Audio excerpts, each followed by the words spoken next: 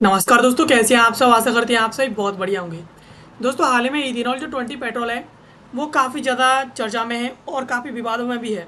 हाल ही में आपने देखा था, मैंने आपको पिछली वीडियो में बताया था कि इसमें सबसे ज़्यादा जो आरोप लगाए जा रहे थे वो नितिन गडकरी जी पर लगाए जा रहे थे, क्योंकि उनके बेटे हैं वो इथेनॉल की कंपनी चलाते हैं। अब उनके बेटों के द्वारा साल 24 से 25 में काफ़ी मुनाफा कमाया है इथेनॉल के कारण, तो उन पर नितिन गडकरी जी हैं, उन पर डायरेक्टली यहाँ पर उन पर आरोप लगाए गए हैं कि जो कुछ भी किया जा रहा है वो नितिन गडकरी जी के द्वारा किया जा रहा है। हाल ही में उन पर आरोप लगाए थे। अब इसी बीच हाल ही में इथेनॉल कार कंपनी के ऊपर हाल ही में एक कंज्यूमर कोर्ट के द्वारा बहुत बड़ा फाइन लगाते हुए एक फैसला सुनाया है। ये फैसला अपने आप में एक बहुत बड़ा हिस्टोरिक फैसला है। हाल ही में इथेनॉल 20 पेट्रोल से गाड़ी खराब होने का आरोप लगाया है एक कार मालिक के द्वारा, और उसके बाद वो चला गया कंज्यूमर कोर्ट, और कंज्यूमर कोर्ट ने उस कार ओनर के पक्ष में ही फैसला सुनाया है। अब इस खबर को लेकर एक खबर चर्चा में है कि इथेनॉल 20 पेट्रोल से गाड़ी खराब होने का दावा, रायपुर कंज्यूमर कोर्ट का आदेश, कार जो कंपनी है वो नई कार दी या फिर उसके पूरे के पूरे पैसे लौटाए। इस प्रकार से कंज्यूमर कोर्ट के द्वारा फैसला सुनाया है। इसके साथ ही एक खबर और चर्चा में है कि इथेनॉल 20 जो पेट्रोल है उस पर बहस चल रही है। अब बहस के बीच किसी के द्वारा आरटीआई दाखिल की गई होगी इसके बारे में जानकारी कलेक्ट करने के लिए, लेकिन यहाँ पर जो विभाग है, पेट्रोलियम विभाग मंत्रालय, उसके द्वारा क्या किया गया है कि उसके द्वारा पूरी की पूरी जानकारी नहीं दी गई है, उसमें आंशिक जानकारी दी गई है। तो इसी बीच भारत का जो केंद्रीय सूचना आयोग है उसके द्वारा डायरेक्टली पेट्रोलियम मंत्रालय को यह आदेश दिया है, निर्देश दिया है कि वो जो भी आरटीआई आए उस आरटीआई में पूरा का पूरा ब्यौरा दें, जो आरटीआई में मांगा गया हो। सारी जानकारी पेट्रोल इथेनॉल से संबंधित सभी जानकारी पब्लिक और सार्वजनिक होनी चाहिए। इस प्रकार से हाल ही में सीआईसी के द्वारा एक सख्त निर्देश दिए हैं। चलिए इन दोनों खबरों के बारे में विस्तार से समझते हैं कि आखिरकार यहाँ पर कंज्यूमर कोर्ट के द्वारा ये फैसला क्यों और किस कारण सुनाया गया है, इसके बारे में विस्तार से समझेंगे। इसके साथ ही अब सीआईसी के आदेशों के बाद आरटीआई में आपको कौन कौन सी जानकारी मिल सकेंगी, इन सब के बारे में चलिए समझते हैं। सबसे पहले रायपुर उपभोक्ता कोर्ट का ऐतिहासिक फैसले की बात करें तो देश में इथेनॉल 20 को लेकर छिड़े विवाद के बीच रायपुर उपभोक्ता कोर्ट ने देश का पहला ऐतिहासिक फैसला सुनाया है। इथेनॉल 20 पेट्रोल की वजह से गाड़ी खराब होने की शिकायत है वो अदालत ने कार मालिक के यानी गाड़ी मालिक के हक में फैसला सुनाया है। अब यहाँ पर अदालत ने कार कंपनी को आदेश दिया है कि वो या तो नई कार दी जाए या फिर उसके पैसे वापस किए जाएं। मालिक का आरोप था कि इथेनॉल 20 पेट्रोल के इस्तेमाल से उसकी गाड़ी को काफ़ी नुकसान पहुंचा है। गाड़ी के इंजन में परफॉर्मेंस खराब हो गया है, मिस फायरिंग हो रही है, माइलेज में धीरे धीरे कमी जैसी दिक्कत है यहाँ पर उसे देखने को मिल रही है। यानी पूरी तरीके से कहें तो यहाँ पर जो मालिक है उसके पक्ष में कंज्यूमर कोर्ट के द्वारा फैसला सुनाया है, और अब उसे कार कंपनी या तो उसे पैसे देगी जो भी रुपए खर्च होंगे उसकी कार को जो खरीदने में वो सब, या फिर उसे नई कार दी जाएगी। इसके साथ ही उपभोक्ता की शिकायत और कंपनी के पक्ष की बात करें तो शिकायत के अनुसार, शिकायत के मुताबिक बार बार मरम्मत के बावजूद दिक्कतें बनी रही हैं। अंत में इंजन से जुड़े बड़े खर्च भी करने पड़े हैं। यहाँ पर विवाद इस बात पर था कि इथेनॉल 20 पेट्रोल का इस्तेमाल मैकेनिकल दिक्कतों के लिए जिम्मेदार था।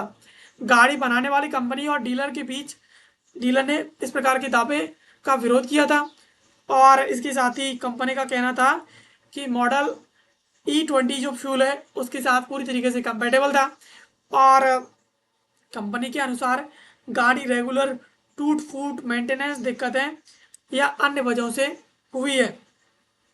यानी कंपनी और डीलर था वो दोनों के दोनों मानने के लिए तैयार नहीं थे कि इथेनॉल 20 की वजह से गाड़ी में खराबी आई है। वो कह रहे हैं कि गाड़ी में जो खराबी आई है वो रेगुलर उसके गाड़ी के चलाने की वजह से, और गाड़ी में छोटी मोटी जो टूट फूट होती है, मेंटेनेंस की दिक्कतें होती हैं, उनकी वजह से खराबी आई है, उसमें और कोई खराबी नहीं आई है। इस प्रकार इसके अलावा उपभोक्ता आयोग ने जो उपभोक्ता के पक्ष में यहाँ पर फैसला क्यों दिया इसकी बात करें तो आयोग मैन्युफैक्चर की मैन्युफैक्चरर है उसकी दलीलों से सहमत नहीं हुआ। आयोग ने कहा कि उपभोक्ता ने मरम्मत के लिए कई बार अधिकृत वर्कशॉप से संपर्क भी किया था, लेकिन दिक्कतें बार बार बनी रही।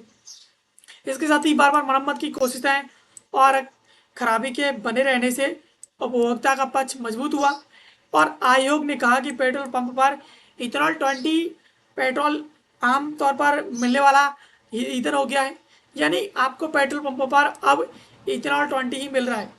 आयोग ने माना है कि जहां दूसरे वैकल्पिक जो ईंधन है वो मौजूद नहीं है, वहां पर चालकों से इथेनॉल 20 ना इस्तेमाल न करने की उम्मीद नहीं की जा सकती है।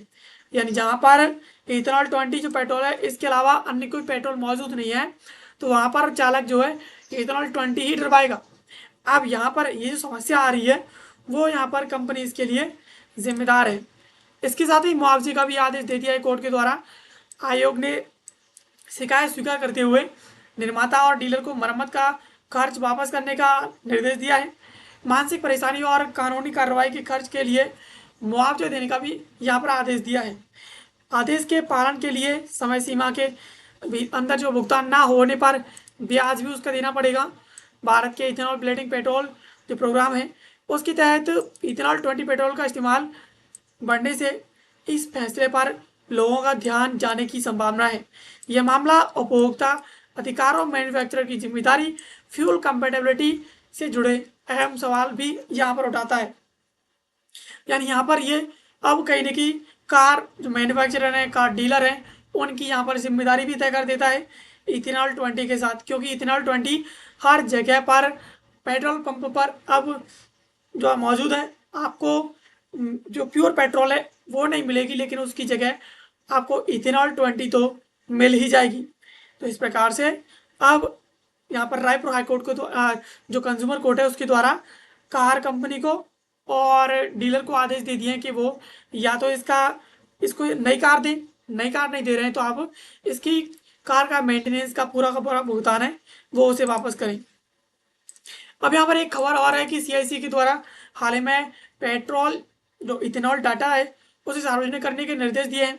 केंद्रीय सूचना आयोग सीआईसी ने petroleum planning and analysis cell PPAC को ऐतिहासिक डाटा सार्वजनिक करने का निर्देश दिया है।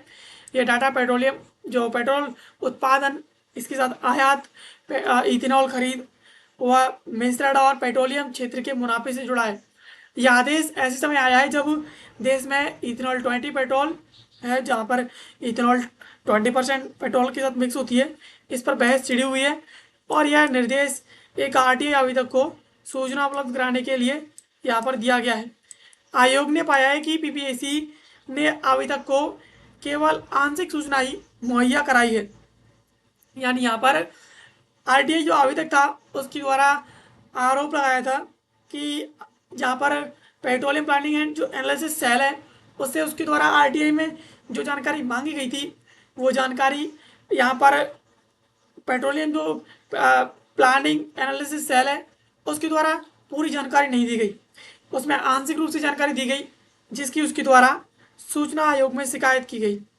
इसके साथ ही सूचना आयुक्त के अतिरिक्त निर्देशों की बात करें तो सूचना आयुक्त खुशवंत सिंह सेठी ने पीपीएससी को इथेनॉल मिश्रण से जुड़े जो वेब लिंक है उन्हें उपलब्ध कराने के निर्देश दिए हैं।